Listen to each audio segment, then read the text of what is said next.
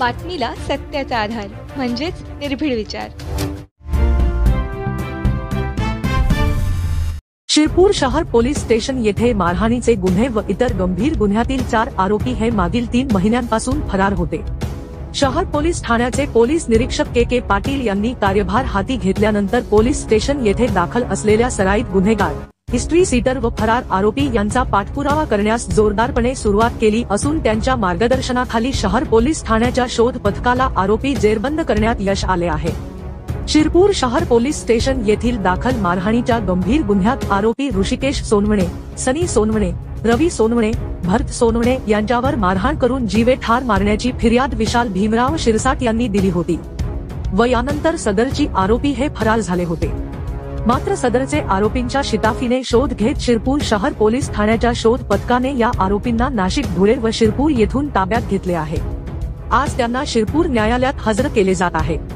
विशेष म्हणजे यापूर्वी या आरोपींवर जबरी, चोरी, खंडणी, दंगल व मारहाणीचे गंभीर गुन्हे दाखल आहेत। यातील काहींना यापूर्वी शहरातून हद्दपार देखील करण्यात आले होते।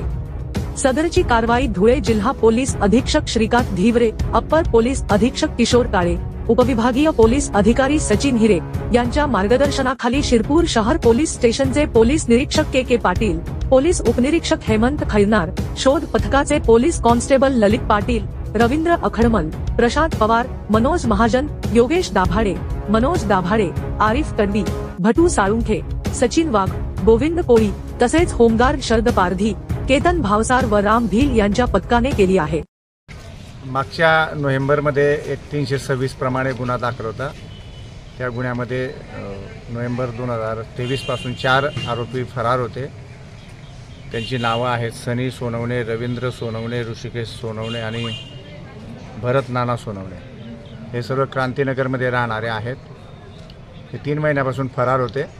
त्यांना आमच्या गुन्हे शोध पथकाचे पोलीस हवालदार ललित पाटील आणि त्यांच्या सहकाऱ्यांनी नाशिक, धुळे आणि शिरपूर शहरातून अटक केलेली आहे। आज त्यांना मान्य न्यायालयासमोर हजर करणार आहोत। पोलीस कस्टडी रिमांड घेऊन पुढील तपास PSI खैरनार साहेब करतात।